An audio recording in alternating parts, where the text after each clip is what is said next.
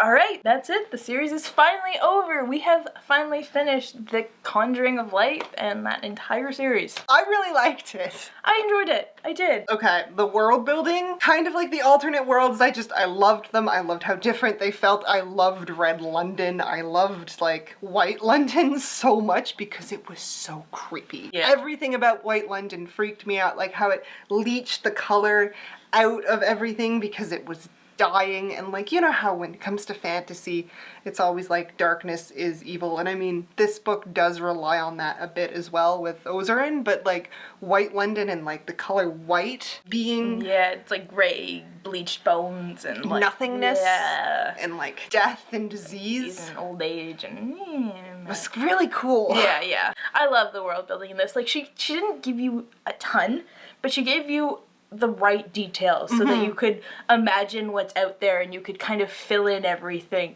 and you know, it left a lot for you to think about, and you know, it gave you the emotion rather than like the actual like there's 50 countries over here and 50 countries over here and none of them matter. Even the language specifically for like the Antari spells felt like a language in a way, like it you felt like it felt real, even though you only got like little phrases here and there. Yeah, and she wasn't like throwing like giant sentences in there or anything. It was just very natural and very like to the point. And you're like, oh, I recognize that word and I recognize that word and I know what's going on here. Versus someone like Christopher Poloni who's like, let me give you paragraphs of shit you don't understand. Don't get me started on that. So, here we are. Cliffhanger. Resolved. That cliffhanger though.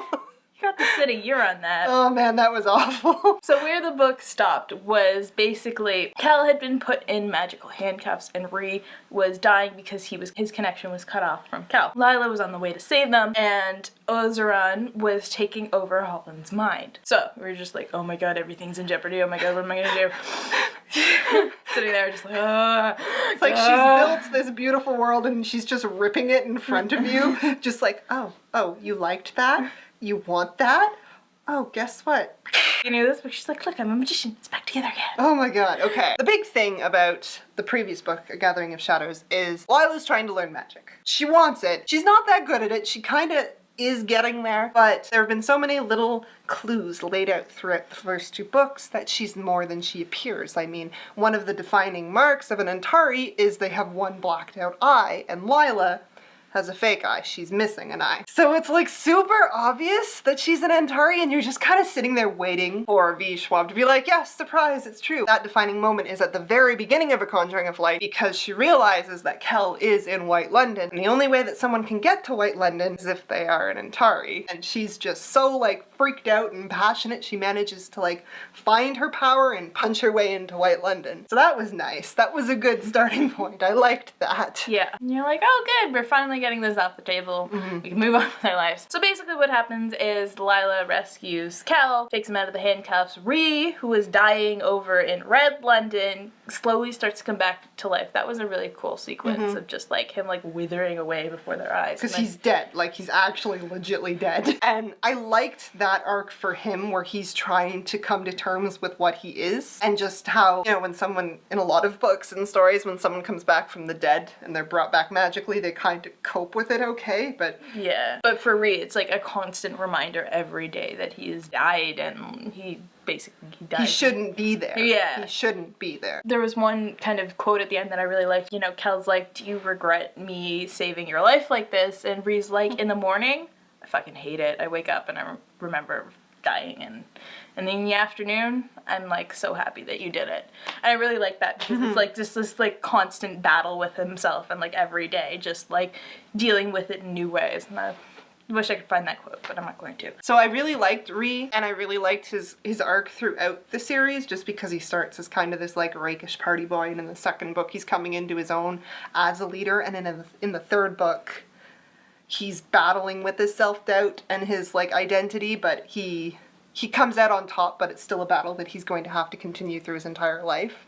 And I liked that he wasn't cured. Yeah, it's like character development, and you know, your character development has to keep going because we're not perfect. So on the other hand, what happens is, so, you know, Lila saves Cal, Cal says free. Holland is being taken over by Ozeron. Ozeron's like, yes, I finally have a body. This is all I've ever wanted. And he goes to Red London. He's like, oh, maybe I didn't want a body. And Holland's being a little bitch. So you know what? Here, have your body back, Holland. I'm just gonna jump into this magic river. That was super horrifying. It really was. I was just like, I didn't know how she was gonna come back from that, man. Like, what do you do? And just the effects of him in the river and him, like, leeching into Red London and taking over people and just how horrifying it is. Yeah. How the infected act. It's just, oh, it's so creepy. It's like a zombie apocalypse met, like, creepy singing child. And a little bit of, like, Stepford Wives thrown in there for good measure. Like, it's really creepy. So basically what happens is Ozeron jumps in the river and he's like, okay, well, you know what? Got a new king now and I'm going to take over this world because I want more, more, more. That's all he wants is more. Anyone who has, like, contact with the water gets infected instantaneously and, you know, like, it mists off and just, like, works its way through the city. And 3 things happen when you get infected. 1, you succumb and become a creepy doll. Or you manage to fight it off, and like that is terrifying. And like I was telling Chelsey before we started filming, I read this and when I hit this part, I had a really high fever. I was really, really sick, and it really kind of messed me up because when you're fighting off his magic, you start to burn. So Fever Dream over there was just like, I'm dying. I've been infected. What's happening? So you either manage to fight it off and like you kind of get these silver scars, like veins all over, like as it where he burned through you. Think of like an electrocution, like if you get struck by lightning. Or 3, try and fight him off, but you're not strong enough and, you know, you just burn up and turn to ash. and characters who you like get turned into ash, and it's really sad. Just like, no! Like, there's the woman in the night market who Lila's really close with. There's Alucard's little sister, which is really, really sad. Yeah, there's a couple of people on Alucard's crew. But, I mean, it helps build tension, and it's nice to have consequences, because if all of your characters came out alive, then it's not really gonna... Like, who cares? No emotion. The stakes aren't as high as you're trying to make me believe. Yeah, Ozeron is in the water, and Holland's just like, oh shit, stuff's happening, and then they throw him in jail for a long time. His possession scene was also really creepy, how she describes how he's kind of like slipping into the water of his mind, and he can't like climb up to the top, and how he's just like, Ozeron's like pushing him in. I liked that too. Yeah, it was that was good. Ugh. We also, in this book, and I'm just gonna talk about it now, get all of Holland's backstory. Oh my god, oh my god. It is just so sad every time. You're just like, you love it. It's probably like the best parts of the book, but at the same time, every time it comes up, you're like, oh no, what's he going through now? Because it's basically each chunk is him with one person. So his brother tries to kill him, and then he falls in love, and she tries to kill him. And then he meets this guy who wants to become the new king, because as we know in White London, you stay on the throne as long as you stay alive until, you know, somebody comes up and stabs him in the back. And so Holland kind of grows close with this guy, and this guy's like, look, I can make the rules, you can be my knight, like, I actually want to change things and make things better. And Holland's like, this is a cause I can get behind, and they get close, and then he gets murdered by the dreaded twins. And then you see, like, Holland being, like, subjected to them and their torture. And his, like, you get more details about the brand and just what they did to him. Like, they made him kill all the surviving people in the court who worked for him and his friend, and he had no control. He had to do it, and it was just, you kind of get where Holland is when you meet him. Yeah, like, there's just no hope, and it's just like, life is fucking shitty. And so when Lila says, like, you killed this man, her, the guy who owned the tavern in Grey London, how are you living with this? And Holland is just like, the less I think about it, the better, because the more, if I start to think about it, I'm not going to, like, function. Oh, and you're just like, oh, baby. He makes this really interesting point, too, where he's like, listen, I remember the names of everybody I've killed. Can you say the name? And she's like, shit. No Yeah. one can't. So I really like that too. I was just like, yeah. He's probably, he's the most self-actualized character in the entire book. And I mean, I do love Kel, but I liked that in this book you kind of saw Kel through Holland's eyes, like when Kel first comes to White London, and he's like, what is this child?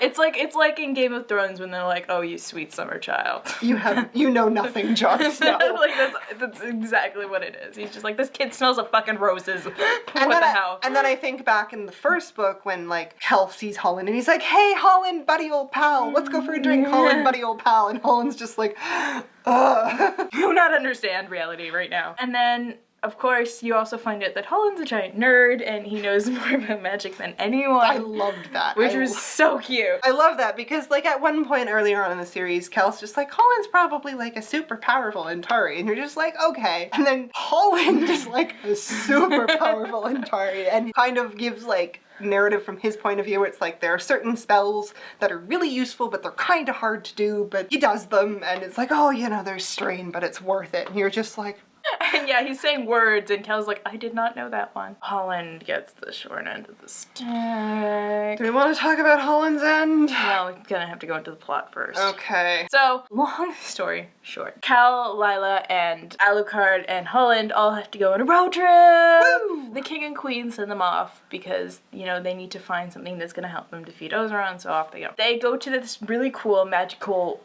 barge ship thing where there's this woman and she basically has a whole bunch of magical artifacts and, you know, you have to bring a magical artifact just to get on this boat. Or something that's important to you. Yeah. So she lets them on and they go and they find their stuff and you basically, most often you pay with years of your life, but I'm sure she takes other things as payment when she feels like it. But yeah, so she's super intense. She's lived for like probably like 100 or so years or more. So they managed to find this ring, which lets the three of them share power. So the three Antares are sharing power. But the way this ring works is creates like 3 clones of itself, but there's like the ring one, which is the base, and then you know, the next person puts on the ring, the next person puts on the ring. Like, the base can't take off the ring until rings 2 and 3 are off. The base is fucking screwed. And so Holland's like, give it to me. I'll do this. This is my mess. I will clean it up. And they also get this thing that they can trap him in. It, like, negates magic. So the plan is they're going to trap Ozeron in this thing, and because Holland is like, this is my mess, I am going to do it. I will, like, I will pull him into me, and I will stab myself with the thing and pull out my magic along with Ozeron, and he'll be trapped. And like the other two are like, well, you know, if it comes to it, we'll do it too. We're all gonna and Holland is just like, Cal, sweetheart, if you lose your magic, your brother dies. And you just got your magic. Yeah, you give that up. Yeah. Holland is very like logic in this book. Alucard kind of falls into the Captain Jack Sparrow role, where he's just like drinking and just dealing with his own emotional turmoil and just offering the witty commentary. Like at one point he's watching Holland when they keep him chained in the ship and he's just like reading and Holland is so seasick. And Alucard's just like holding up fine there, buddy.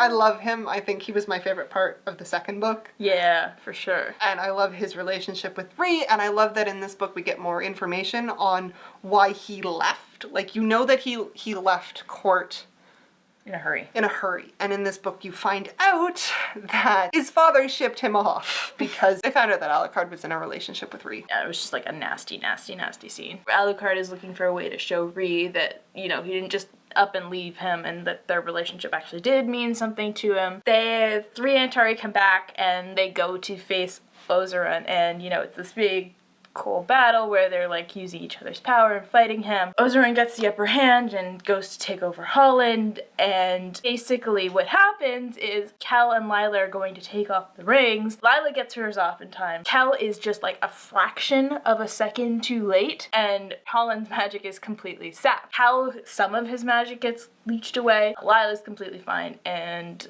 Holland is completely fucked. But Ozeron is gone and he's trapped in this thing. And I liked that because Kel describes that magic hurts now. It was like when Frodo came back from the Shire and he was like, I can't go back to my old life now. It felt good in an awful kind of way. So yeah, he's kind of like this old man. He kind of like, in a way, like he's kind of like hobbling around, and he's not as quick to use magic to solve his problems anymore because it's painful to him. But I liked that he still did use magic to bring Holland home. Like, he did that. Yeah, it was cute. That sacrifice to bring Holland home. And just like, oh my god, that was the hardest scene in the book because Holland is dying. And Kel's like, you can stay here. Like, we'll take care of you. And Holland's like, no, I want to go home. And so he brings him to this grove and he leaves behind a token to come back, even though Holland wouldn't be able to use it because Holland is like the equivalent of a muggle now. He's normal, and he sits down against a tree and looks around, and White London has, without Ozern in there, is like returning to like normal, like dying, decaying, and Holland dies, and it's just kind of like, and the world breathed in, and you're like, oh my god! White London's coming back to life, he was the Winter King! And it's just like, yeah, you're just like, you're like, I love you! Good, it's so well done, and Yeah.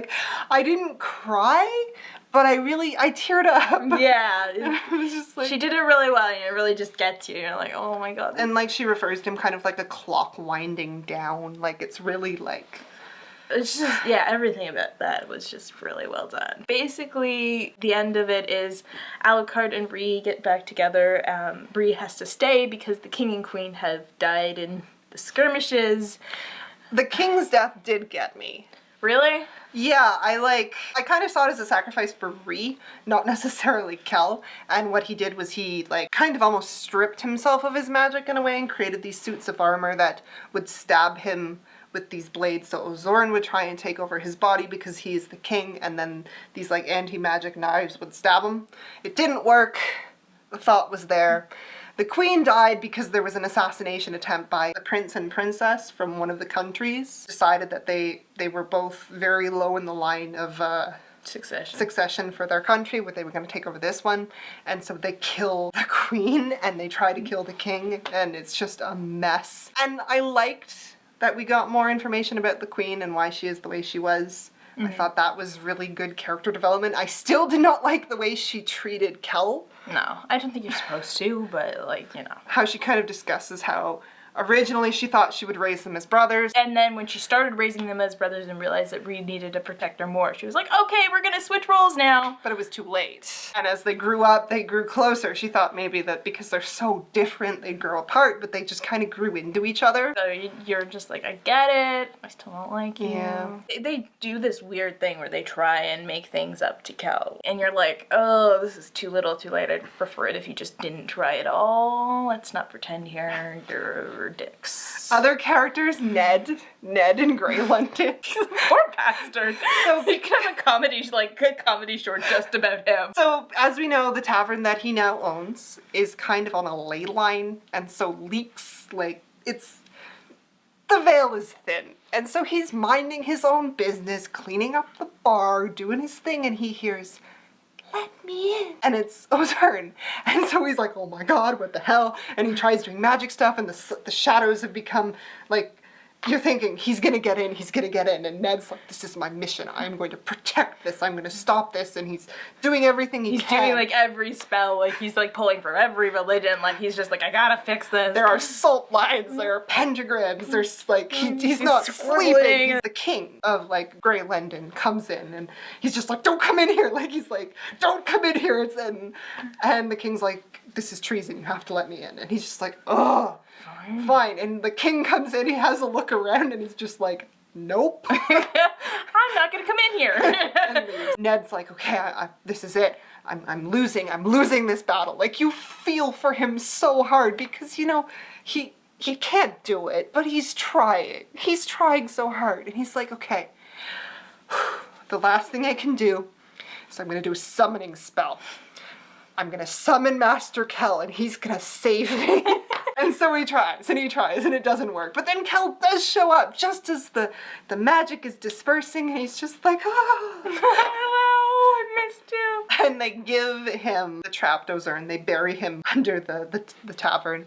And Lila's just like, are you sure this is a good idea? Like, you sure he's not gonna open it? And Kel's just like, yes. He's a good boy, he listens. And it's also implied that the traveling between the worlds is going to stop. because Kel's like, I'm not coming back to Great London. Yeah. I'm not dealing with the king. Like, maybe it's better if the doors stay closed. You're like, oh, it's an end of an era. And it kind of gave me a flashback to his Dark Materials. Yeah, a little bit. Not as tragic. Not as tragic, because the couple gets to be a couple and go off and be pirates together because Lila inherits Alucard's ship. Aww.